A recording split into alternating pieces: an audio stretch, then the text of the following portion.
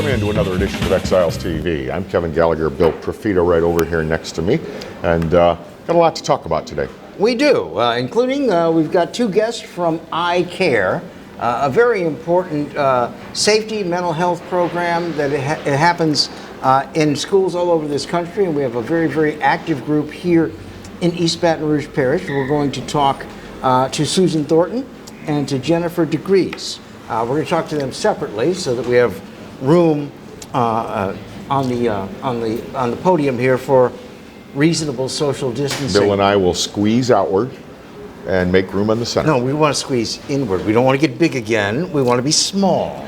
But Lord knows we've talked a lot on this program in the past about the need for proper mental health care, especially for the young. I'm starting to feel a little of it at my age. Well, you know, I wonder how many of these people that are going down a bad road in life are doing so because they might have a problem that they're not getting any help with.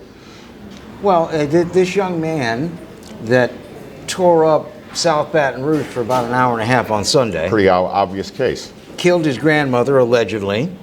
Disarmed his mother of her weapon and stabbed her and also put a rope around her neck. Fled the cops. His mother was an employee of the sheriff's department. They didn't say whether she was a deputy or not. I didn't know that. Fled from the cops. He was stopped, by the way, by a citizen who saw the pursuit and took one for the team and put his car into the way of the car that was fleeing with the suspect in it and caused a wreck and stopped him. But he shot 3 people in the parking lot of the shopping center where Alexander's Market is located on in Highland Oxner Road. Urgent Care. Mm-hmm. And then he ran out and actually pointed his gun at 2 sheriff's deputies who, guns drawn, confronted him, and he was shot twice for his efforts.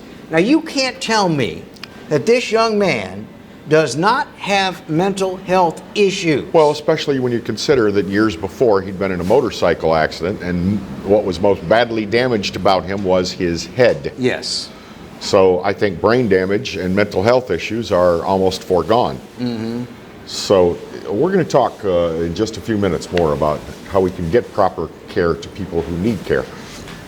Yeah, and also we had mentioned very, very briefly the benefit, the celebrity bartending events for Kevin, called Cocktails with a K, I know, for Kevin.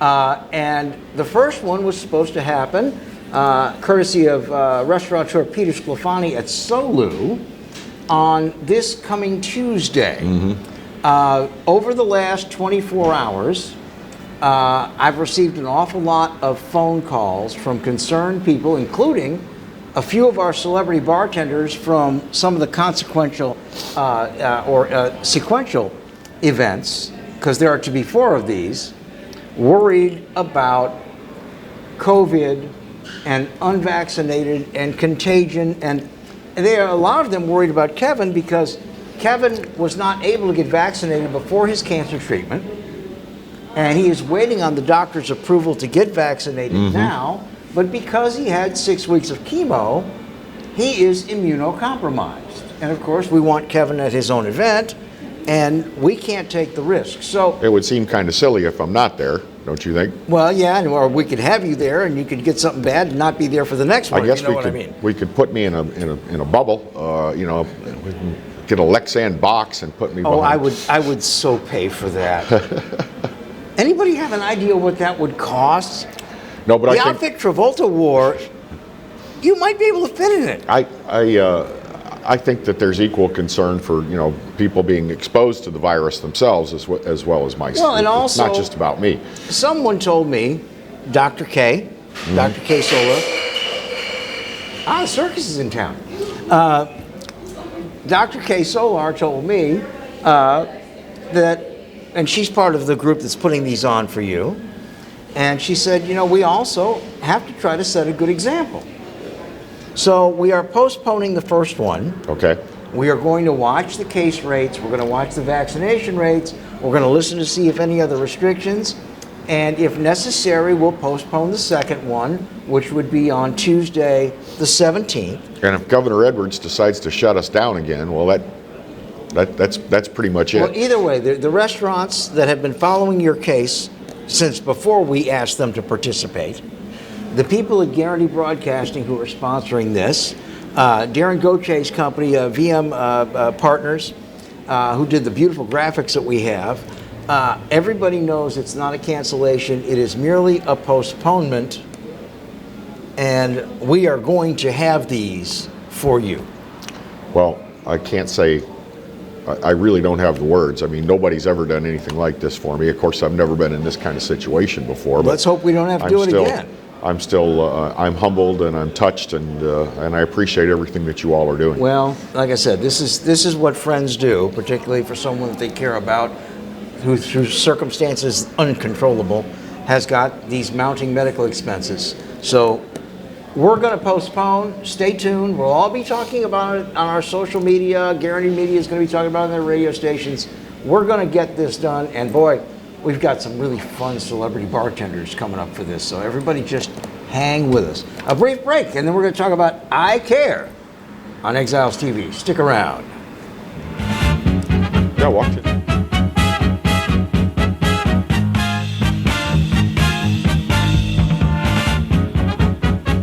I owed the IRS $10,000. The IRS garnished my wages. They put a lien on my house. I'm self-employed and didn't report all my income. They claim I owe a lot more than I do. The IRS is the most powerful collection agency in the world. They do not give up until you pay. I couldn't sleep. We were being audited. I called Tax Solutions Now, and a great big weight was lifted off my shoulders. I called Tax Solutions Now, and they got the IRS off my back. Tax Solutions Now had my wage garnishment lifted in 48 hours. Tax Solutions Now can get you help. Our agents know the rules, can stop the pain, and get you the best deal. Tax Solutions Now saved my business. I qualified for the Fresh Start program. I paid less than I owed. We connect you with a team of former IRS agents and tax professionals who get the IRS off your back. Time is running out. Call Tax Solutions now. Call 800-778-4345. 800-778-4345. Hi, I'm Bobby Yarborough with Manda Fine Meats. Here at Manda, we know what the folks of South Louisiana love. They love great flavored smoked sausage, delicious deli meats, and specialty items like boudin and andouille sausage. Manda Fine Meats has been providing these products since 1947. We produce them right here in Baton Rouge, so you know you're always getting the freshest product at your local grocery store. Manda Fine Meats. Taste the fresh local flavor in everything we make. Make it Manda every time.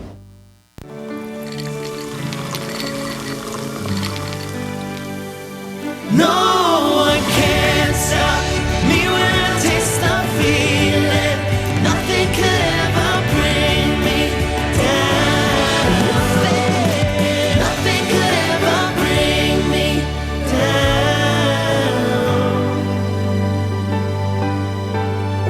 down. Taste the feeling.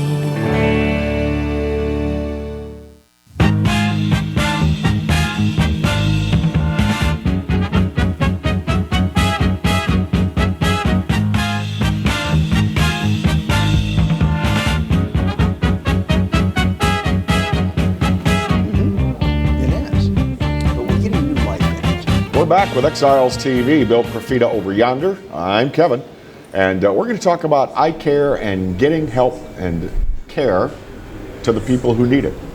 And Kevin, you pointed out our first guest, Susan Thornton, and I believe are you the executive director with I Care? Oh, absolutely not. I'm not the executive director. I'm an I Care specialist. Erin Bradford is our director of the I Care program. Well, our super may say that you're the director. Oh, but since you're an eye care specialist, I'm a little worried that I have a cataract here. Would you mind taking a look?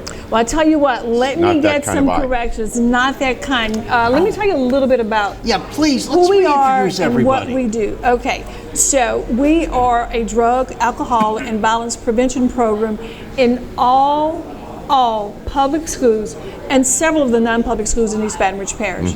We have an opportunity to go into the schools. We have an opportunity to meet with students, meet with parents, meet with staff, community stakeholders.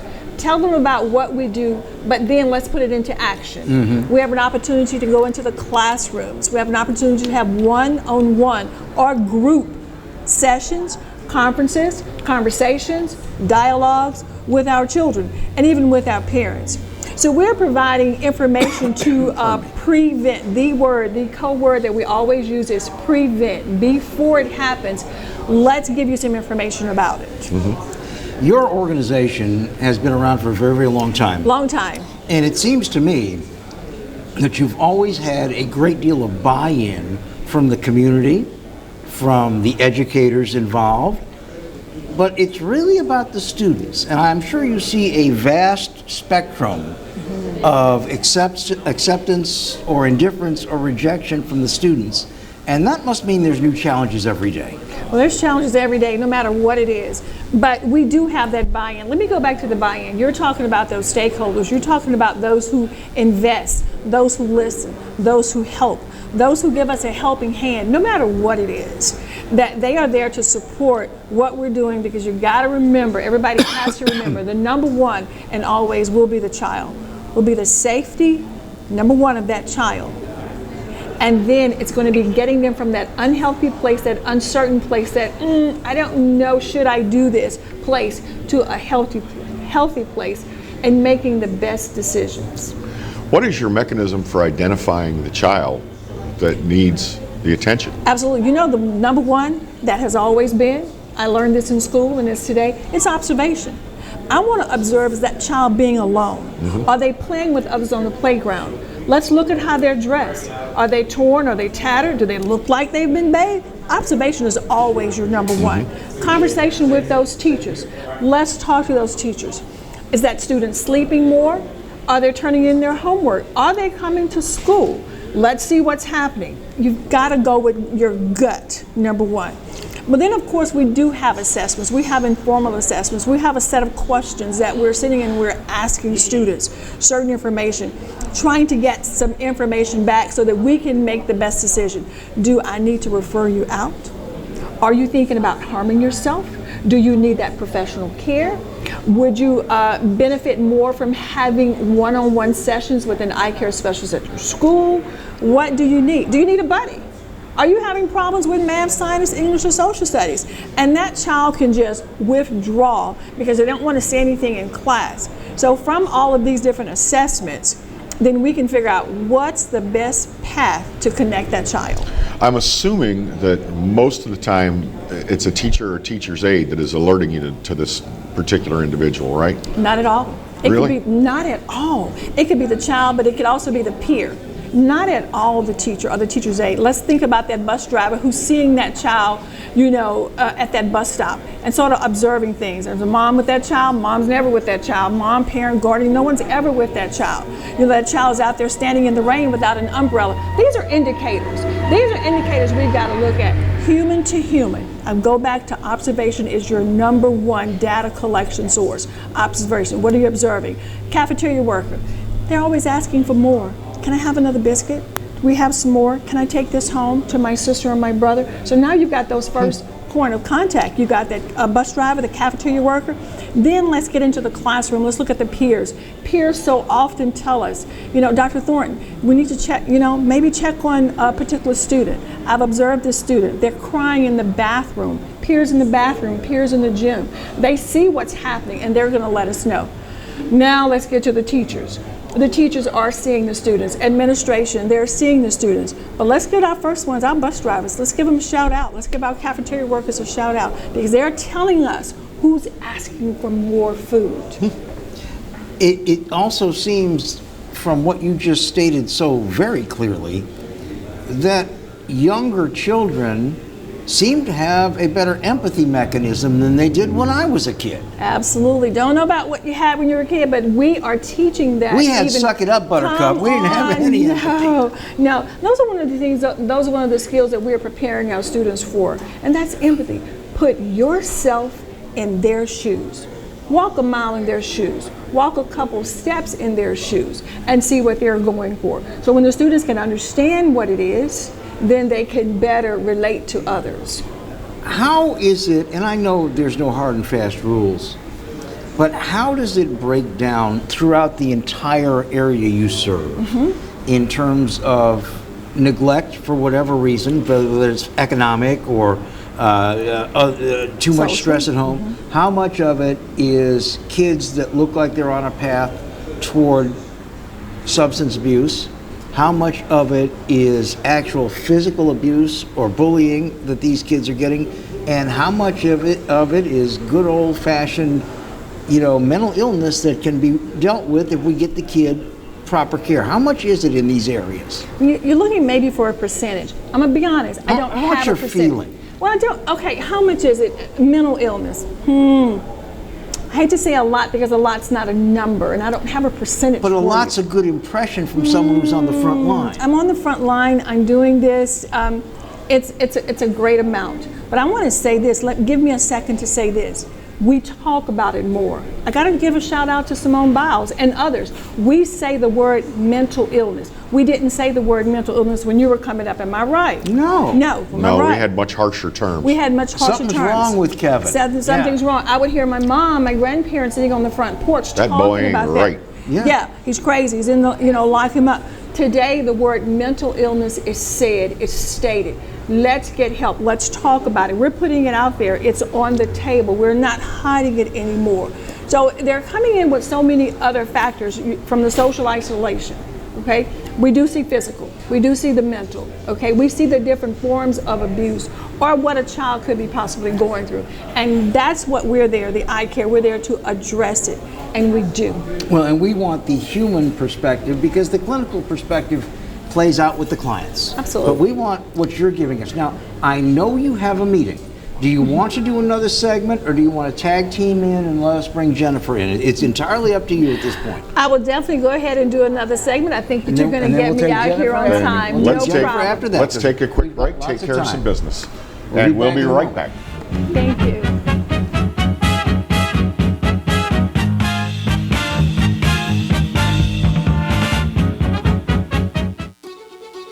Live and play on the fairway at Greystone Golf and Country Club, a serene, challenging golf destination located in Denham Springs. For tee times and membership opportunities, go to GreystoneCountryClub.com. Hi, I'm Hurricane Betsy Barnes. And I'm Dr. Kay Siller with The Rocket Right Show. We are two busy blondes on the go showing off life in Louisiana. Watch us on Pelican Sports Network. And Talk 107.3 FM. Check local listings for times. This is State Treasurer John Schroeder urging you to check your mailbox. We just mailed out $4.5 million of unclaimed property checks to people across Louisiana. Unclaimed property is lost money turned over to the Department of Treasury so we can return it to you. The process is so easy, you can claim it right from your phone. Check for yourself, check for your family, and don't forget to check your businesses. This is your money. Claim it. Check your mailbox. And cash your check. It's that easy. You're invited to the Bridal Show of the Future, a new twist on the typical bridal expo. Come out to experience the food, dancing, meet and greet, wedding event professionals, and win fantastic prizes. Friday, August 6th from 6 p.m. to 10 p.m. To purchase tickets, please visit thepostbridalshowgonzales.com or follow on Instagram. All proceeds benefiting the VFW Post 3693 of Gonzales. Support your local veterans. Hi, I am Dr. Farrell Frugier Jr., and I am a general dentist at Frugier Family Dentistry. I was born and raised in Baton Rouge, Louisiana.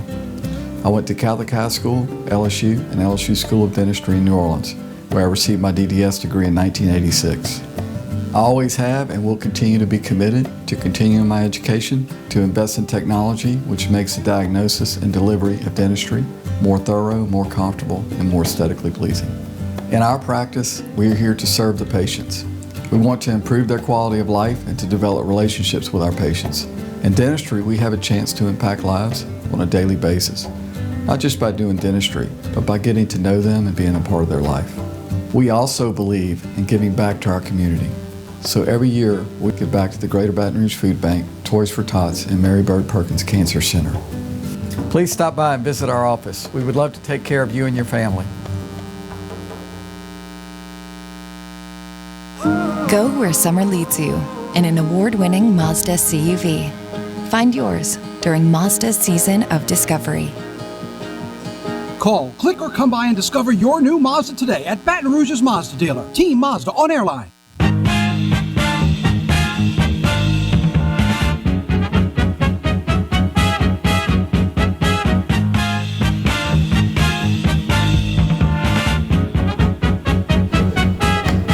Hey, welcome back to Exiles TV. We're talking about eye care. This is a group that reaches out to young people, children, and not just children, but I think predominantly kids that are still of school age, right? Absolutely. And it's whatever the need may be, whether it be mental health, physical health, or whatever else. And thank you for staying with us for another break, welcome. Susan. Susan Thornton is with Eye Care. I wanted to ask,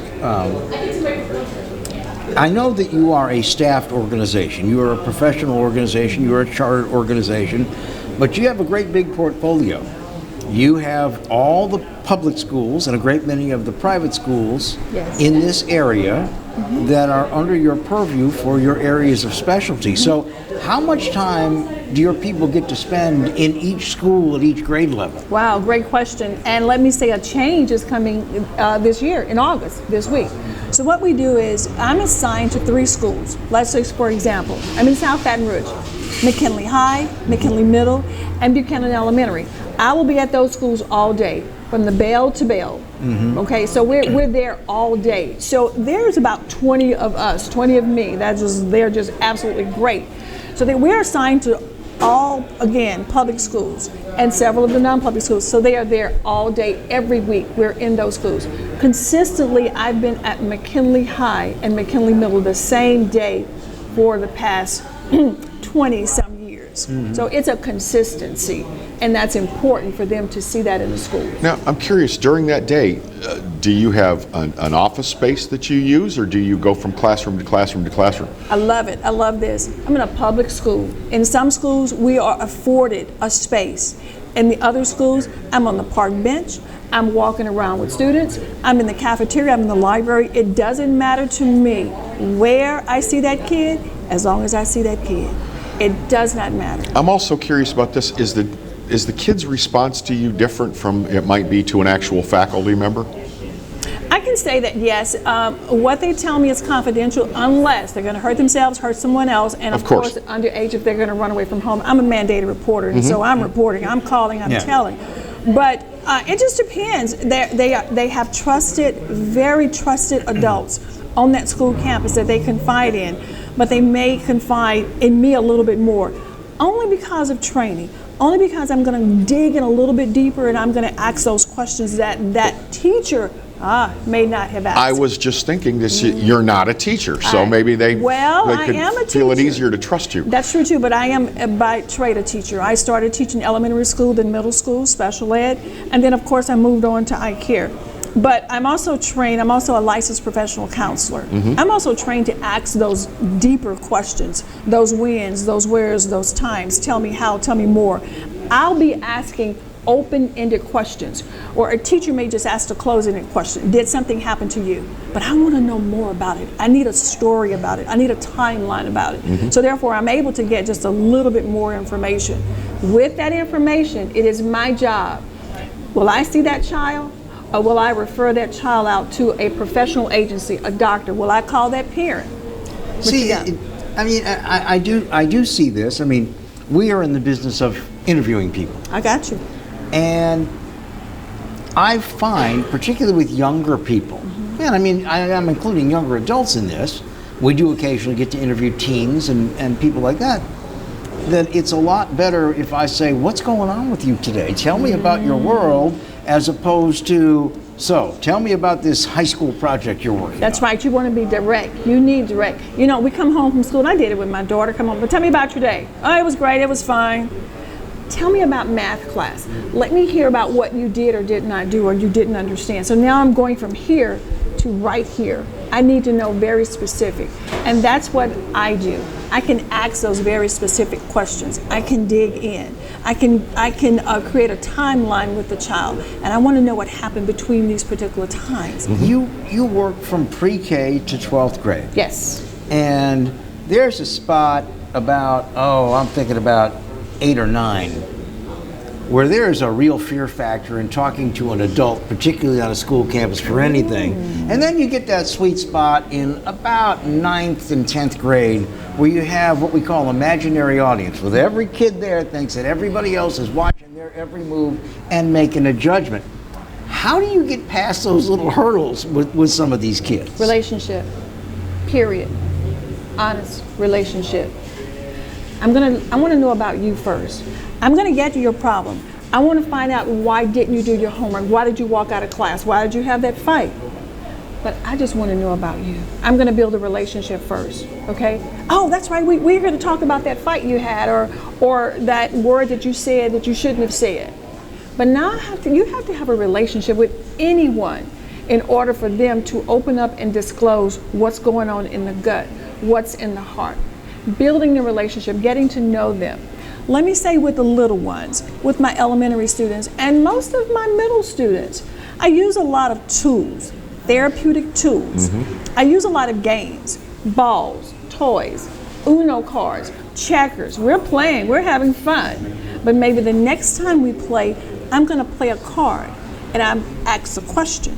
So now we have a relationship. We've had fun. We've laughed together. I've lost or I've won, because I'm not going to let anybody beat me. Or I've won. I play Connect Four. One of my favorite all-time games to play is Connect Four.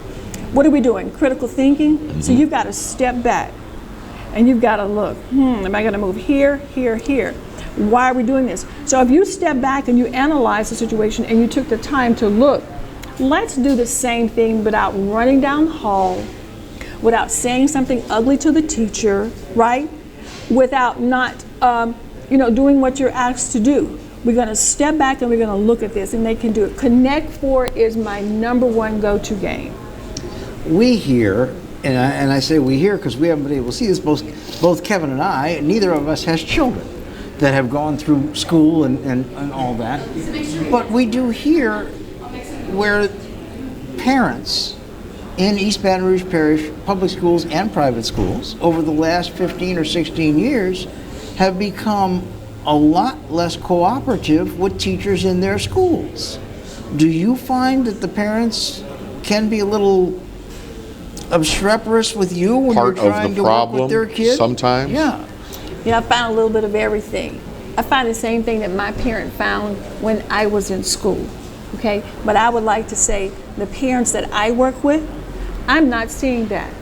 That's good. We have a little bit of everything. We are humans. A parent can come in on a bad day. It's not intended for that teacher, that principal, that front office worker. It just is. It's the person that's going to get it, right? But if you have a reputation at your school, if you're willing to work with your parents, we're not going to have a problem. So I'm really not seeing that. But I want to say this: we're all human. We're going to all have that bad day. So we expect that, and we're ready for it. What do you do when you get a troubled student that, despite your best efforts, is looking you in the face and saying "F you"? How do you reach the unreachable? You know what? I see that you are having a bad day. Number one, I'm going to validate. I hear you, and I see you. I see your body language. I see the way you're slumped over. I see the way you're talking. I hear your tone. It's just not a good day. I need to assure you that I'm still here for you. It's not a good day today. I'll love to try tomorrow with you if it's okay with you.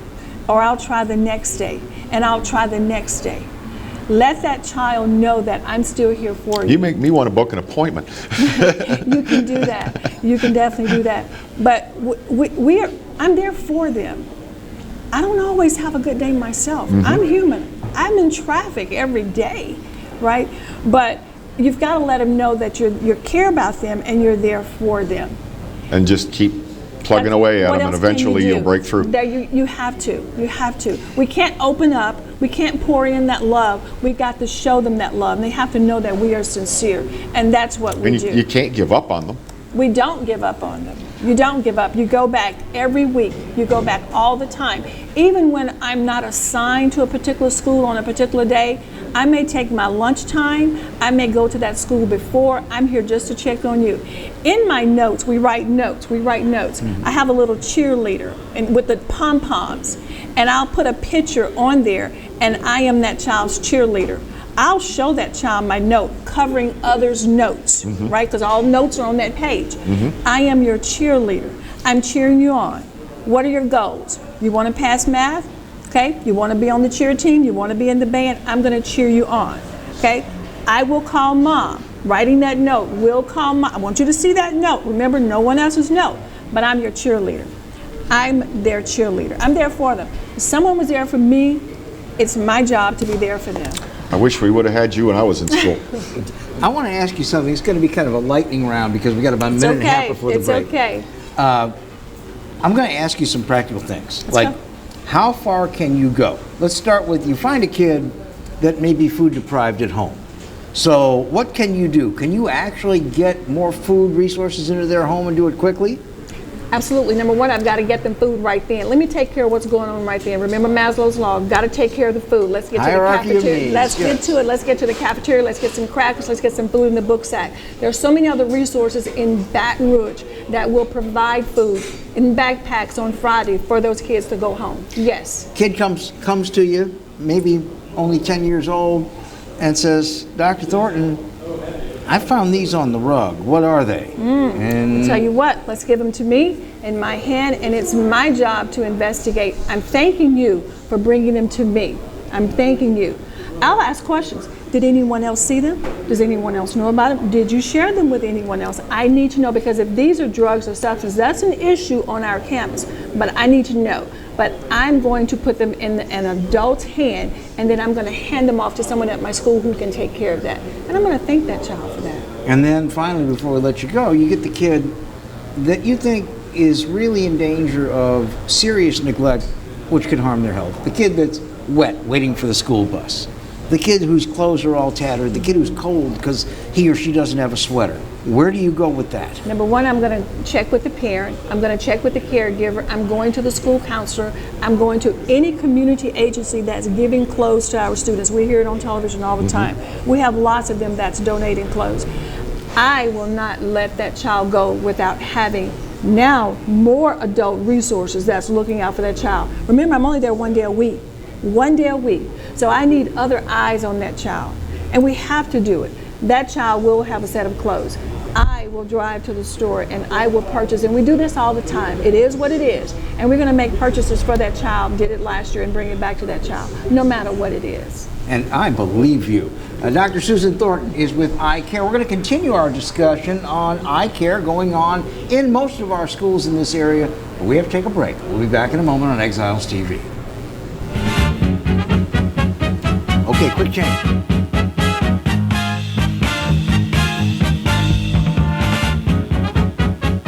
Bolello's Furniture and Appliances, your dependable independent. Depend on us for service, for selection, for price. Get huge Whirlpool savings. Shop now and save on Whirlpool appliances throughout the store. Plus, experience our price match guarantee and ask about special financing.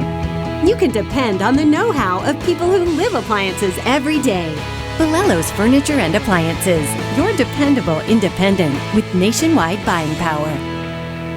Hello guys, it's Debbie. It's time. I've got a brand new location. 10510 Airline Highway, Baton Rouge, next to After 5 Tuxedos. We have the perfect spot to get all your wedding and formal wear needs. Come see our one-of-a-kind name brand and get great prices. With 30 years experience, the best customer service anywhere. It's Debbie's Bridal, Airline Highway, Baton Rouge. See you soon. Hi, I'm Hurricane Betsy Barnes. And I'm Dr. Kay Siller with The Rocket Right Show. We are two busy blondes on the go showing off life in Louisiana. Watch us on Pelican Sports Network. And Talk 107.3 FM. Check local listings for times. This is State Treasurer John Schroeder urging you to check your mailbox. We just mailed out $4.5 million of unclaimed property checks to people across Louisiana. Unclaimed property is lost money turned over to the Department of Treasury so we can return it to you. The process is so easy, you can claim it right from your phone. Check for yourself, check for your family, and don't forget to check your businesses. This is your money. Claim it. Check your mailbox. And cash your check. It's that easy. Sometimes life is wonderful, and sometimes it's not. Cherish the good. but always be prepared for life's challenges. At Private Healthcare, we provide the peace of mind you deserve. With private healthcare, you'll get the coverage you want and healthcare you need. If your employer doesn't supply healthcare coverage and you don't qualify for Medicare or Medicaid, you need to give us a call right now. Private healthcare is private health insurance for ages 65 and under with medical, dental, vision, and even prescription coverage. When life comes at you unexpectedly, you need to be ready. And health insurance is your financial safety net. Health insurance has never been so easy and affordable. If you're looking for health coverage at the best price and your annual household income is $35,000 or more, call the number on the screen now and speak with a live healthcare consultant. Don't wait. Get the coverage you need now.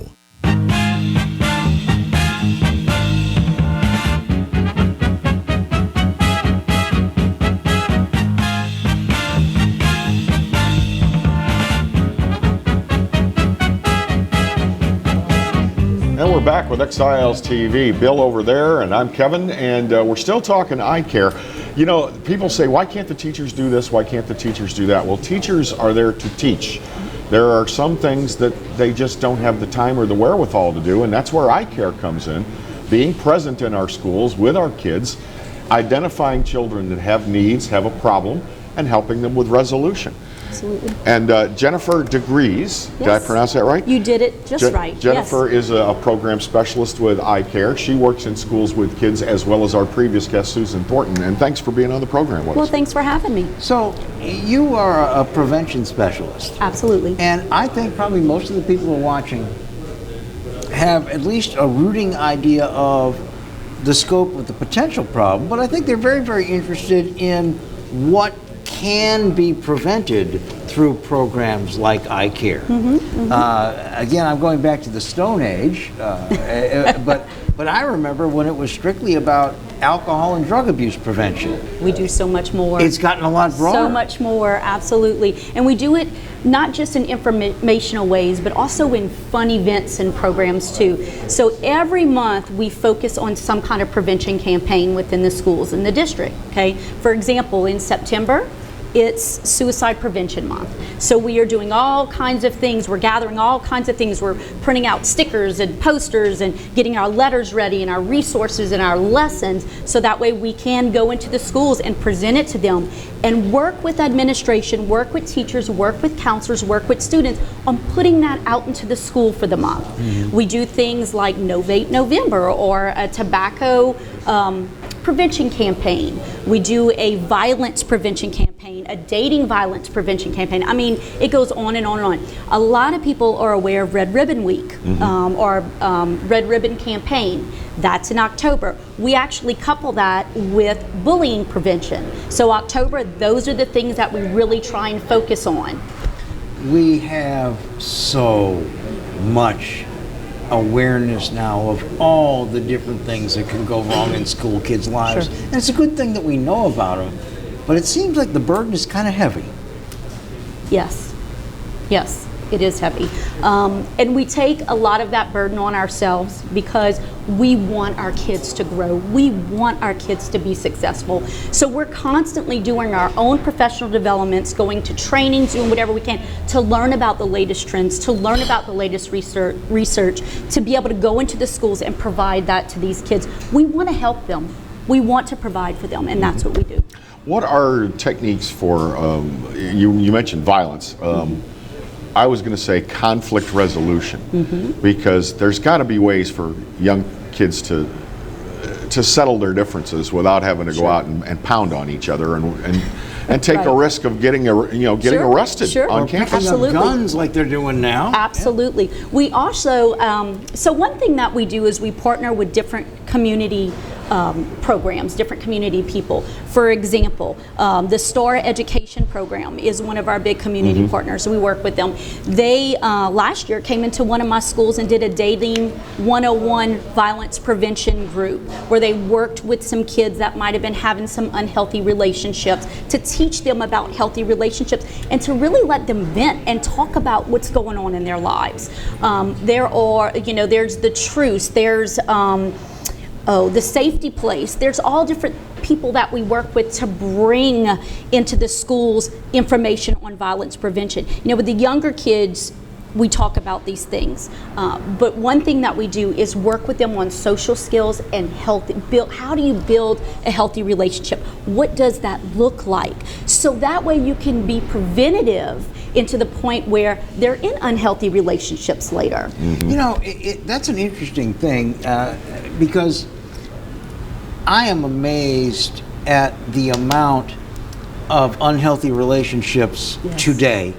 I am amazed at the amount of physicality in dating relationships, and to my eyes, that is a new wrinkle. When I was a teenager and dating, there was no dating violence. Your peer group would take care of you. There were no unhealthy relationships. If the girl told you that she thought you were unattractive or stupid, you moved on, and vice versa. What has happened in society that we have more teenagers that put up with more crap in their dating relationships than anybody would have put up with years ago? You know, that's such a broad question because there's so much that has gone on in history in recent years. But the one thing that I've noticed is, you know, kids see a lot from their elders, from the people around them, from the streets, from their community, from their neighbors. And, you know, I have found that over the years, what looks like a healthy relationship to us doesn't always look like that to them. And so sometimes they get that modeling effect, you know, and they may provide that in their own relationships. Or they might think that verbal abuse, like being cursed at or being told you don't look pretty or you don't look nice, is okay. Yeah, because Dad says that to Mom and then we all sit down for dinner. Right, and we let it go and we just pass it off, you know. So those are things that we want to teach our kids, that we want to model, that we want to show them. And if they're not getting it at home or seeing the right things from their peers in relationships, then we go in and we really work with them on what that healthy relationship looks like, what you can allow and not allow, you know, and those things. So we're teaching them those skills. I'm curious, if you don't mind, it seems like it's an awesome large mission for probably not enough people to really do. Sure. Who are some of your angels or some of your community partners that help make what you do possible? Absolutely. And I kind of mentioned a few earlier. We work with the Truce. We work with the Safety Place. Another big one is Capital Area Mental Health. Sometimes we'll refer out to them or we'll do presentations with them. We have a bunch, to be honest, and even some of those are on our advisory council, because we do have an advisory council that we meet with once a month to get the different community perspectives and talk about, collaborate with them on different ideas. So yeah, I mean, we have a bunch, to be honest, you know, and those are just some of the few that we work with, but it's extensive and we need their help. The police, the sheriff's office, I mean, you name it, we go out and try and find it. If that's what a school needs, if that's what a kid needs, we're out there and we're working with people. We're looking for resources to be able to help. You know, there's a thing now in all kinds of helping disciplines. Sure. There's trending. There is trying to be proactive. I mean, look at what's going on with COVID, for example. Sure. And again, looking what's going on we got the Bridge Center, finally. You know, 10 years too late, but we got the Bridge Center, yes. so that you don't have cops treating mental illness in the street. Sure. What your organization is looking to in the future that you've got to get ready for, gear up for, staff up for? Whew, wow. Everything and anything that comes our way. You know, we're all learning how to adjust and realign ourselves and provide the best care and resources through COVID. That's been a big adjustment, I think, for everybody, not just for me, for us, but for everybody. But one thing that you have to realize is in our profession, we are flexible people. Okay, we are flexible people, and so we learn how to roll with the tide. If it's coming our way and we see that it might be a potential problem, we're there to help fix it. We don't say roll tide around here.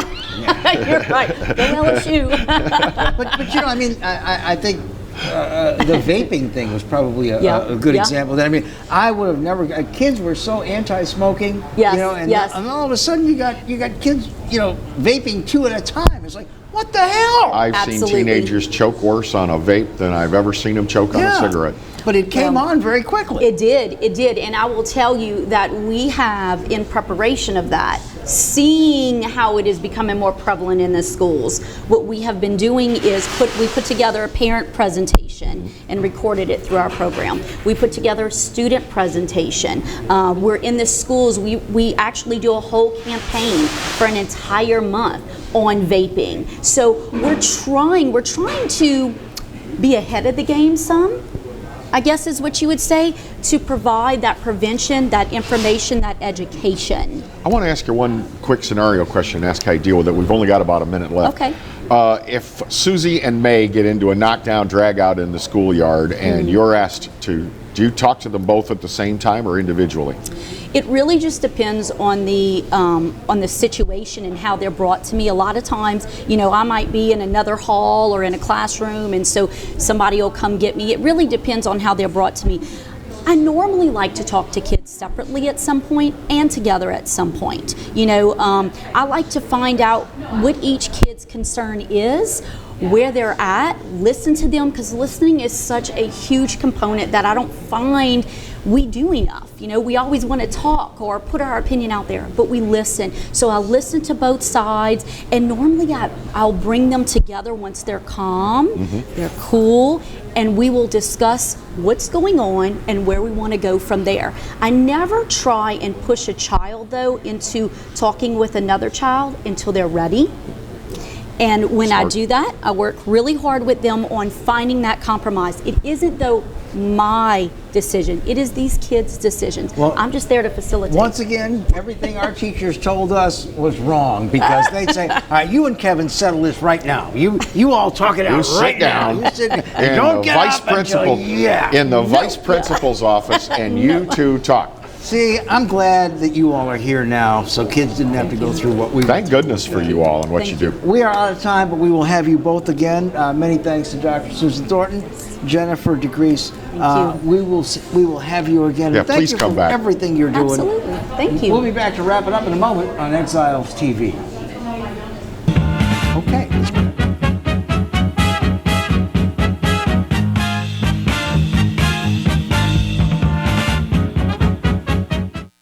Caught spiders.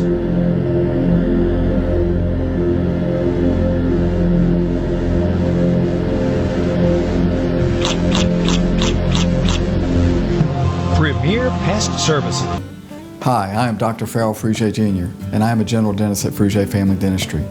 I was born and raised in Baton Rouge, Louisiana. I went to Catholic High School, LSU, and LSU School of Dentistry in New Orleans, where I received my DDS degree in 1986.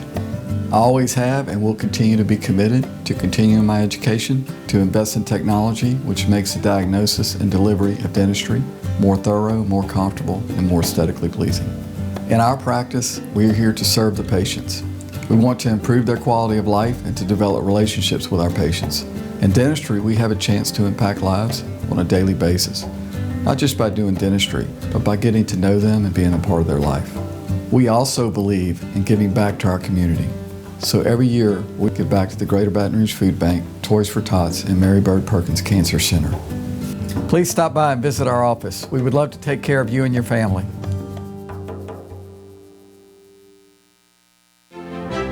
You're invited to the Bridal Show of the Future, a new twist on the typical bridal expo. Come out to experience the food, dancing, meet and greet, wedding event professionals, and win fantastic prizes. Friday, August 6th from 6 p.m. to 10 p.m. To purchase tickets, please visit thepostbridalshowgonzales.com or follow on Instagram. All proceeds benefiting the VFW Post 3693 of Gonzales. Support your local veterans.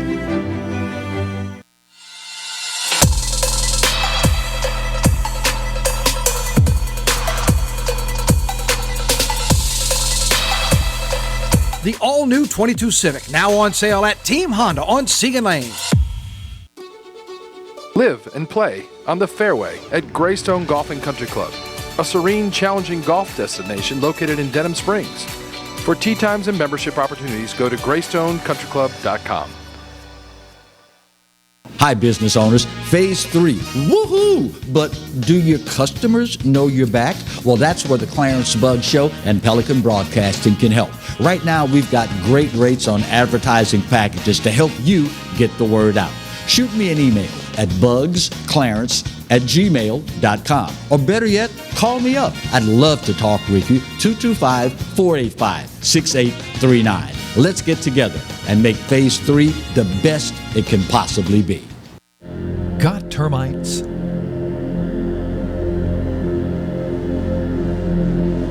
Get Premier Pest. PremierPestServices.com.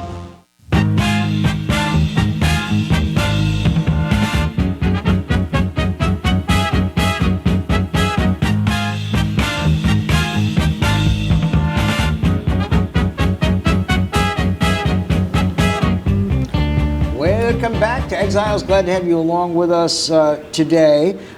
We have some interesting local stories in the news, and this one caught my eye. It caught Kevin's too.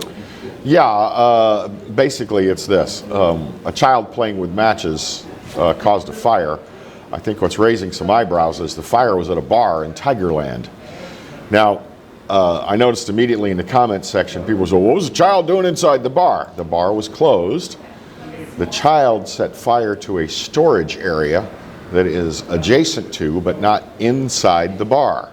So that means the child was outside the bar. But again, I saw it and I was like, is this story from like 1968? Child playing with matches? You don't hear about kids well, playing where with in the hell matches anymore. Hell, they got flamethrowers. Where in the hell do you even get matches anymore? I mean, I can't remember the last time I saw a book of matches someplace. Well, yeah, I mean, I think that's the big question: is where did this kid get matches? Is he a time traveler? You know, if it was actually a lighter, which it's easy enough to get your hands on a lighter, but where did the child get his hands on a lighter?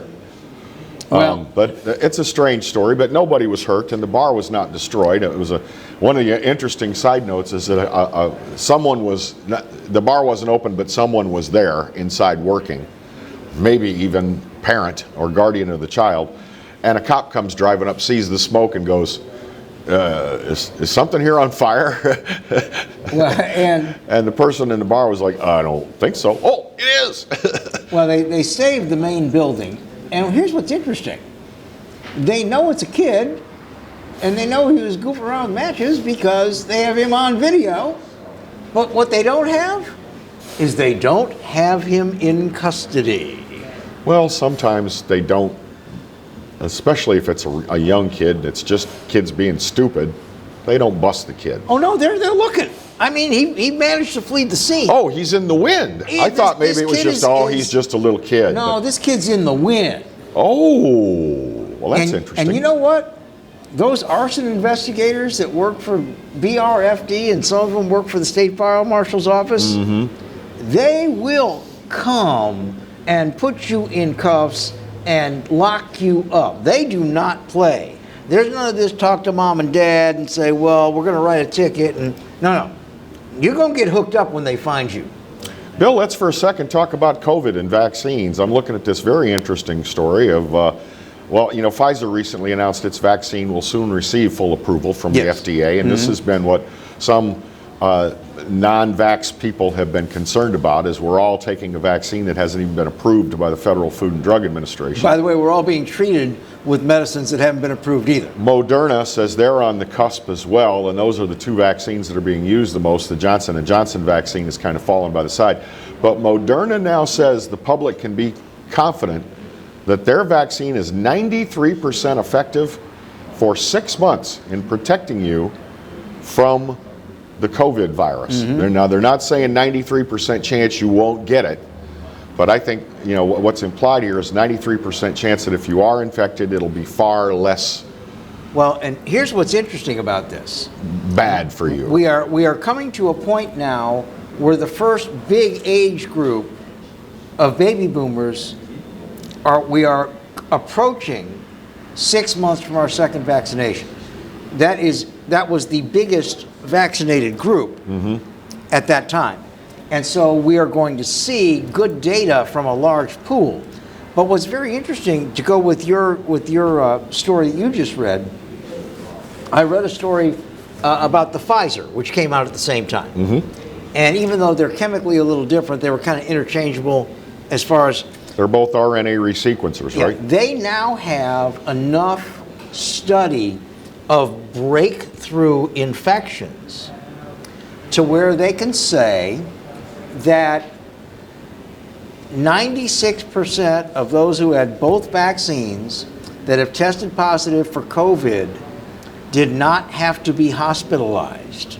And 98% of those who did have to be hospitalized did not have a lengthy stay or a death. So when they say it prevents serious disease, it's almost 100%. Now, I'm going to share my personal feelings. I don't think it's good for any government, local or otherwise, to pressure you to get this vaccine. I don't think it's good what New York is doing, New York State, where you can't attend public functions unless you have proof of vaccine. I think it's your body and your choice, but I also think getting the vaccine is a good damned choice.